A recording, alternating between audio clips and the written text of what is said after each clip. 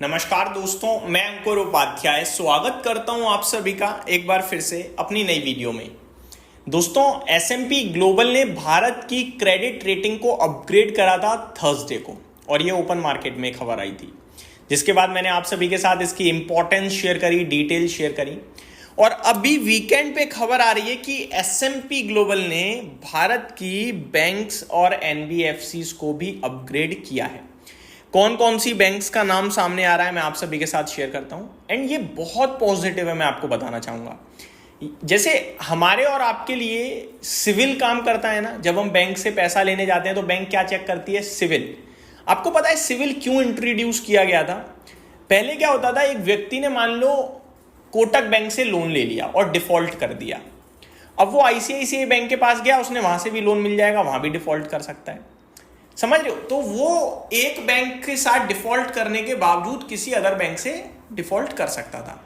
तो pan card issue करके क्या हुआ, पैन की डिटेल से चेक कर सकते हैं कि फाइनेंशियल ट्रैक रिकॉर्ड कैसा है इस व्यक्ति का, और एक सिविल जनरेट हो जाता है। तो अब आप एक से जैसे ही डिफॉल्ट करोगे आपका सिविल खराब होगा।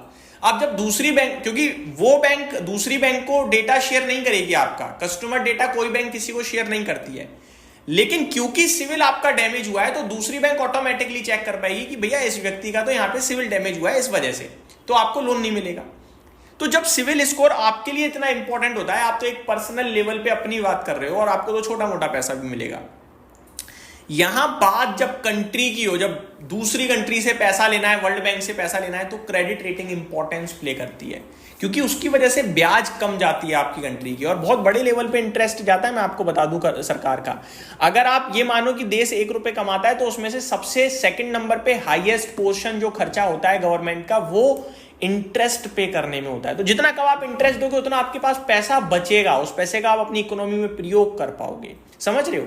तो क्रेडिट रेटिंग अपग्रेड होने से पैसा मिलना आसान होगा, प्लस इंटरेस्ट कम देना पड़ेगा हमें अगर हम लोन लेते हैं तो।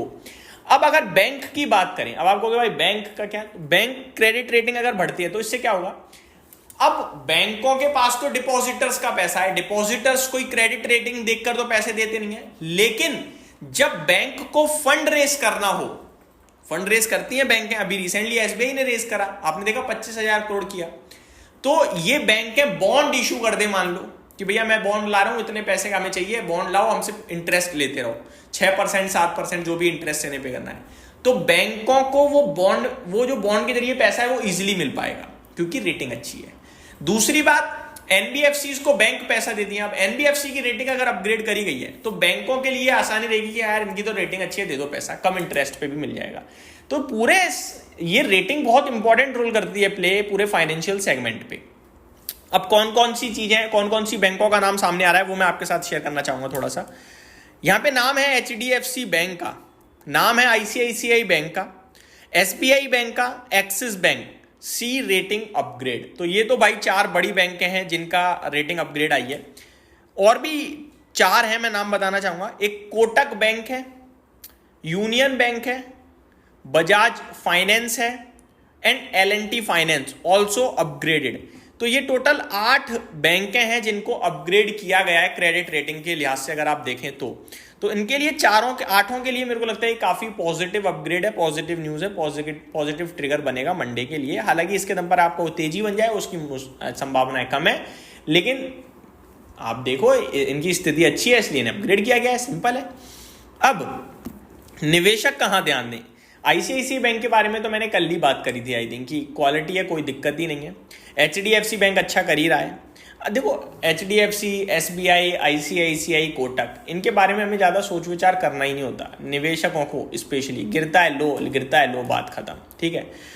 एक्सिस बैंक थोड़ा सा रहा है कि मतलब ऐसा लगता है चलेगा, चलता भी है, फिर गिर जाता है अचानक से, कुछ ना कुछ पंगा आ जाता है।